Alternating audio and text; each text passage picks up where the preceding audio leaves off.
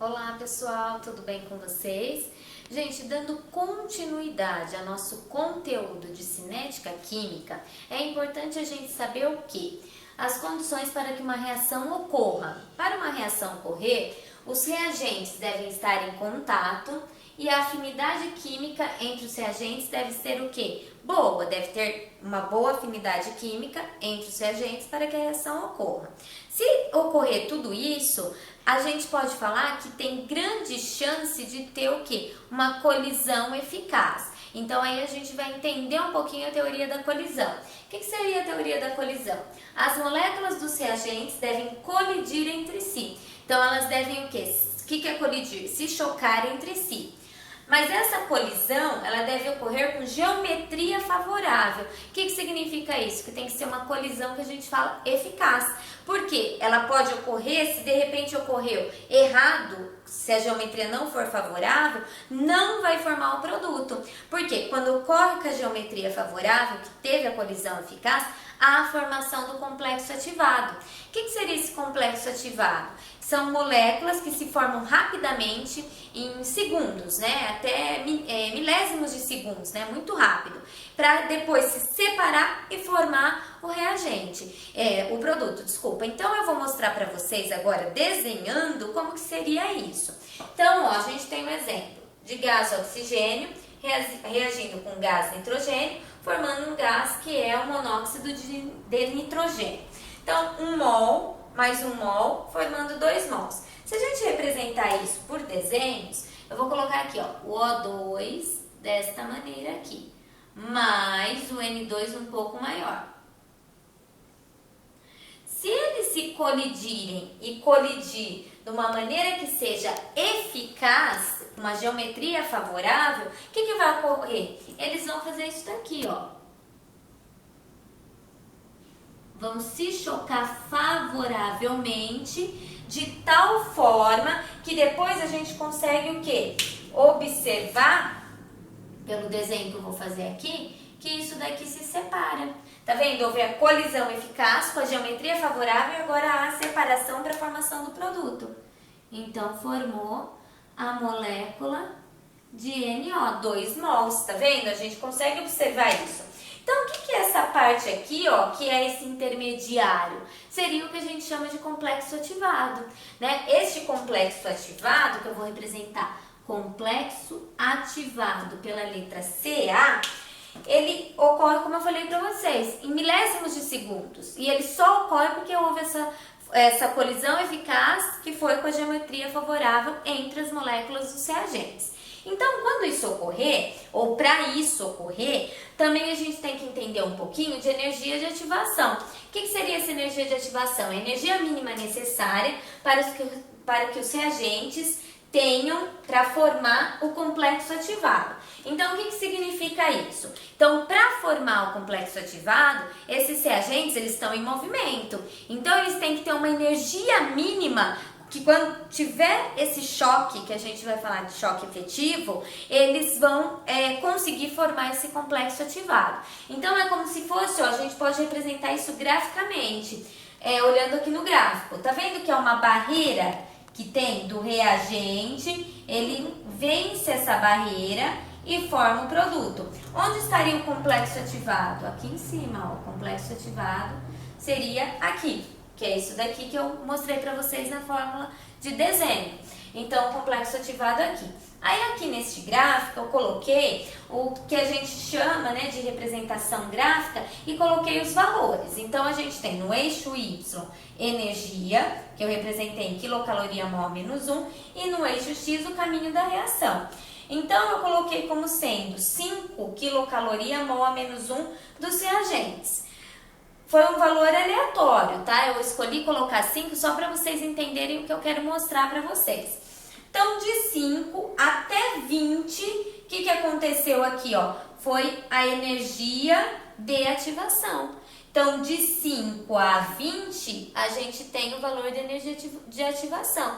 Qual que é esse valor, então? De 5 até 20 vai ser 15. Então, se for perguntado qual é o valor de energia de ativação, neste caso aqui, ó, o valor da energia de ativação é igual a 15 kcal quilocaloria mol a menos 1, por causa dos valores que eu coloquei para mostrar para vocês, tá? Mas se fosse 10, então seria 10 aqui e 30 aqui, um exemplo. Se fosse 10 e 30, de 10 até 30, qual que é o valor? 20. Então é isso daí que vocês têm que saber, que a energia de ativação ela vai ter um valor, e este valor é possível a gente conseguir encontrar olhando num gráfico, né? Se a gente conseguir representar o gráfico, saber que sempre aqui do início terão os reagentes, aí vai ter essa barreira para ser vencida para formar o complexo ativado. Lembrando que essa barreira é a energia de ativação. E a gente tiver estes valores, é possível então a gente calcular o valor da energia de ativação,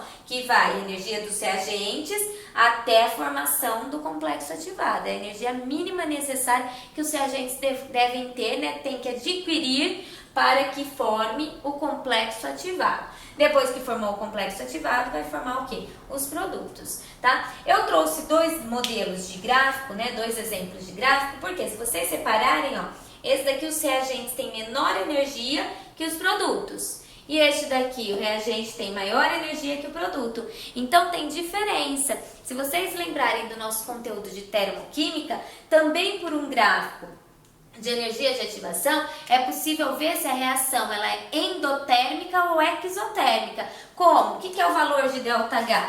ΔH é igual a HP menos HR. Vamos fazer só para o primeiro aqui, ó. ΔH, HP, vamos ver quanto que seria esse valor aqui, ó. 15. Então, ΔH é igual, tá vendo? 15 menos HR, que é 5. O ΔH para esta reação daria 15 menos 5, que vai dar 10 positivo, quilocaloria, mol a menos 1.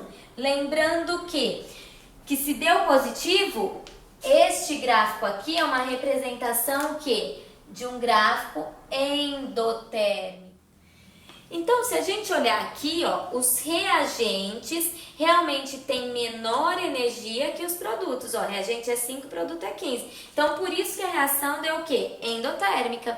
E quando for um gráfico em que os reagentes têm maior energia que os produtos, vai dar o quê? Negativo, se a gente fizer o cálculo do ΔH. Se é negativo, essa é a representação de um gráfico que seria exotérmico. E também é possível calcular a energia de ativação aqui? Como? É a energia mínima necessária que vai dos reagentes até o pico do gráfico, que é onde formou o complexo ativado. Então, a gente consegue, aqui eu não coloquei os valores, mas seria possível também calcular. Então, agora eu vou falar para vocês sobre os fatores que influenciam a velocidade de uma reação. Tem mais que esses, mas para vocês eu trouxe apenas 3 que são os principais. Quais são eles? Superfície de contato, temperatura e concentração dos reagentes. Superfície de contato. O que a gente pode pensar? Todo mundo já viu que tem alguns metais que eles enferrujam. Então, 2 exemplos que são assim bem do cotidiano de vocês. A limalha de ferro, que é conhecido comercialmente como bombril, né? A Solan, enfim. E o prego. Se a gente for colocar os dois dentro d'água, os dois vão enferrujar. Mas qual que vai enferrujar com uma velocidade maior? A limalha de ferro. Por quê? Porque as partículas delas são menores. Se as partículas são menores, a superfície de contato é maior. Se é maior a superfície de contato, aumenta a velocidade da reação. Um outro exemplo que a gente pode citar é daqueles comprimidos efervescentes. Aqueles comprimidos, se vocês pegarem, triturar e colocar na água, eles vão decompor. Mas vão decompor até mais rápido do que se vocês colocarem inteiro. Eles vão decompor com uma velocidade muito mais rápida. Então, por quê? As partículas estarão menores, maior a superfície de contato, maior a velocidade de uma reação. Então, vamos escrever isso. Partículas menores,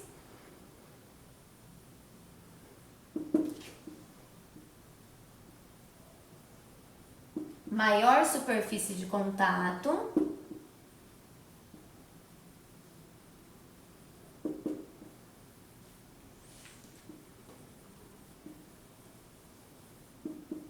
e maior a velocidade velocidade da reação.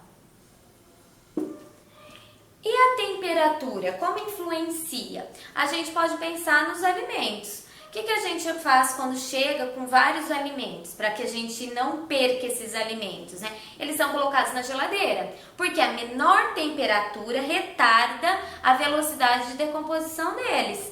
Então, a gente põe na geladeira para eles se decompor devagar, né? Porque eles vão se decompor um dia, mas vai ser mais lentamente, né? Então, a gente pode pensar o quê? Que o aumento da temperatura aumenta a velocidade da reação. E é isso que a gente vai escrever.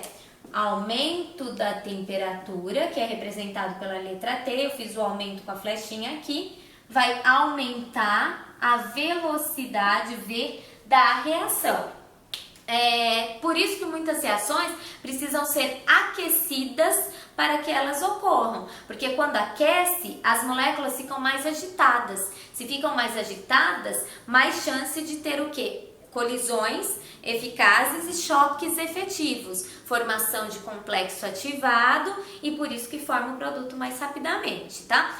E concentração dos reagentes? É o mesmo raciocínio, né? Só que agora é porque a gente vai ter maior quantidade de reagentes. Então, temos muitas moléculas de reagentes. Essas moléculas, como tem bastante, o que vai acontecer? Mais chance de colidir. Lembra de uma sala de aula cheia e uma sala de aula vazia? Sala de aula cheia, mais chance dos alunos trombarem, do professor trombar com o aluno, né? De ter colisões.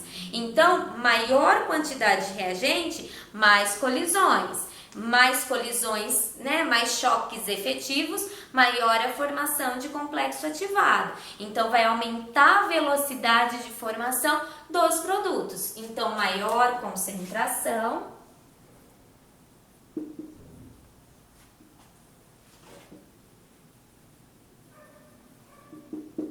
maior a velocidade.